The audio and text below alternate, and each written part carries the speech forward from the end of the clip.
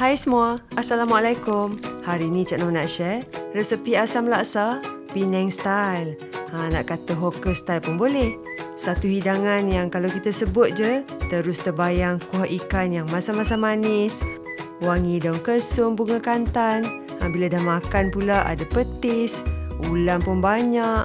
Dan yang paling favourite tu, sebab tabur dengan nanas dekat atas tu. Perah pula limau kasturi, memang cukup ngam. Versi Penang style macam ni memang kena sangatlah dengan selera Cik Nom. Sebab rasa tu cukup unik. Kuah dia lain daripada laksa yang Cik Nom pernah share sebelum ni. Yang penting untuk resepi ni, kita kena jaga kualiti stok ikan. Dan isi ikan pun mestilah kena fresh. Dan juga bahan aromatik pun semua kena fresh. Barulah kuah menjadi dan sedap. Semangkuk memang tak cukup lah hampa oi.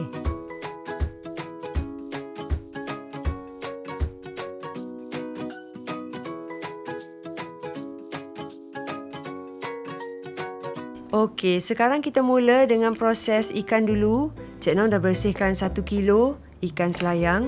Kalau korang nak guna ikan kembung pun boleh. Rebus ikan bersama dengan 1.5 liter air ataupun sekadar tenggelam. Rebus 10 ke 15 minit. Cukup sampai ikan tu masak aja. Jangan rebus terlalu lama, nanti isi ikan tu hilang manis dan mudah hancur. Air rebusan simpan untuk stok kuah asam laksa kita nanti. Buang sisik keras. Asingkan isi ikan daripada tulang dan kepala. Masa buat ni kena sabar sikit lah ya. Dan tulang-tulang yang kecil tu kalau masih tinggal, cabutlah. Isi ikan kita hancurkan secara kasar je. Sebab kita nak kuah tu ada tekstur isi ikan bila makan nanti. Untuk tulang dan kepala pula, blend dengan 2 cawan air. Lepas tu tapis, keluarkan tulang. So, kita ada air rebusan ikan dan juga air kisar daripada tulang yang dah tapis. Kuah laksa kenalah ada daun kesum, bawang kecil, bawang putih, lengkuas, kunyit hidup, serai, asam keping, bunga kantan. Tu antara yang penting lah. Okey, mula-mula untuk paste rempah ataupun bahan kisar, potong kasar dulu 5 ulas bawang putih. Jap lagi kita nak blend. 1 inci kunyit hidup, 2 batang serai. Ambil bahagian yang putih aja. Lepas tu hiris nipis menyerong macam ni. Ambil 1 inci lengkuas, 7 biji bawang merah kecil. Cili kering pula Cik Nom guna 15 ke 20 tangkai macam tu. Yang ni dah rebus, dah buang biji. Belacan tambah 1 inci. Nak letak lebih pun boleh, tak ada hal. Masukkan semua bahan dalam blender dan kisar dengan sedikit air sampailah halus. Untuk bahan nak rebus dengan kuah pula, belah 1 kuntum bunga kantan. Belahlah 2 ke kepada 4 bahagian ke. Ni gelap dalam dia sebab Cik Nom simpan dalam freezer. Tapi masih wangi lagi. Titik 2 batang serai supaya aroma tu keluarlah masa renyah nanti. Hiris nipis 2 inci lengkuas. Kemudian bancuhlah segumpal asam jawa dengan secawan air. Ramai-ramai sikit. Nanti Cik Nom nak tapis. Untuk kuah asam laksa kita tu, selain daripada rasa asam keping, asam jawa memang kena ada. Daun kesum pula, buang tangkai yang keras. Kita nak daun dan batang yang lembut aja. Now, kita boleh masak kuah. Paste rempah pun dah ready. Tuang air rebusan ikan yang mula-mula tu, Cik Nom tapis. Sebab ikan selayang ni selalu ada kulit keras tu kan. Dia akan jatuh masa rebus. Dan ni air kisar tulang tadi, masuk sekali dalam periuk. Masukkan paste rempah kisar. Serai yang dititik, lengkuas yang dah hiris, asam keping, bunga kantan.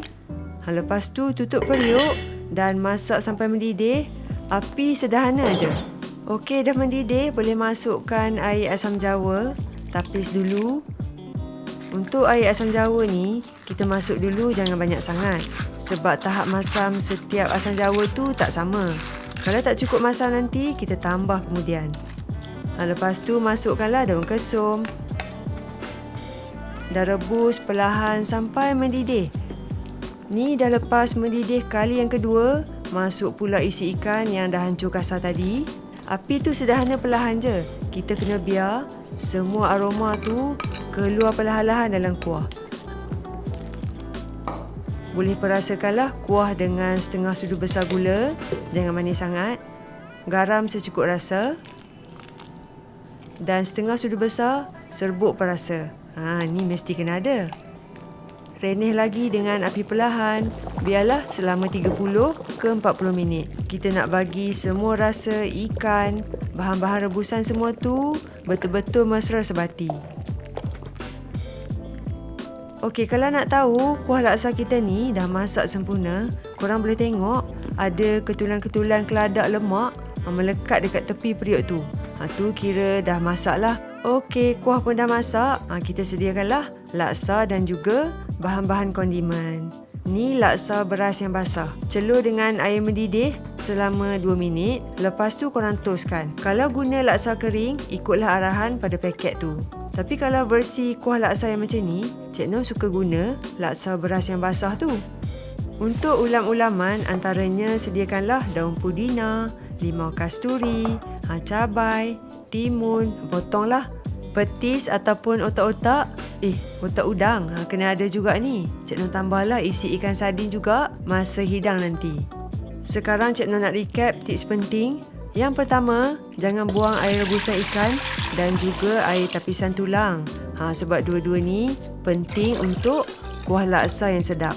Kedua, jangan rebus ikan terlalu lama. Cukup 10 ke 15 minit atau sekadar ikan tu masak aja. Yang ketiga, hancurkan isi ikan secara kasar. Inilah signature asam laksa Penang style macam ni. Keempat, masukkan air asam jawa sedikit demi sedikit. Lepas tu korang rasalah. Tak cukup, tambah lagi. Yang kelima, renih kuah api perlahan 30 ke 45 minit supaya semua rasa tu mesra sebati. Okey, jom Cik Noh nak hidang. Masukkan laksa dalam mangkuk. Ni irisan daun salad, irisan bawang besar. Dan satu teknik penting, biasa tengok hawker buat kan. Kita tuang kuah panas, lepas tu keluarkan. Buatlah ulang 2 ke 3 kali. Tujuan tu mungkin nak bagi laksa tu macam celur dengan kuah dulu. Macam perasakan dululah. Letak juga isi ikan sardin tin. Lepas tu tuanglah kuah yang penuh dengan isi ikan. Tabur dengan hirisan bunga kantan, timun, nenas, ni favourite, cabai merah, hirisan bawang besar, daun pudina memang wajib ada. Limau kasturi jangan lupa. Petis ataupun otak udang, letak juga. Siap dah asam laksa Penang style daripada Cik Noh. Tak payah pergi Penang dah hampa. Bolehlah cuba buat kat rumah. Memang cukup lengkap lah rasa. Masam, pedas, manis sikit. Hidangan ni memang sesuai kalau makan ramai-ramai dengan family. Lagi tak habis, lagi tu lah ada ulang kan kalau nama kata laksa ni. Okey, selamat mencuba dan jumpa lagi. Bye.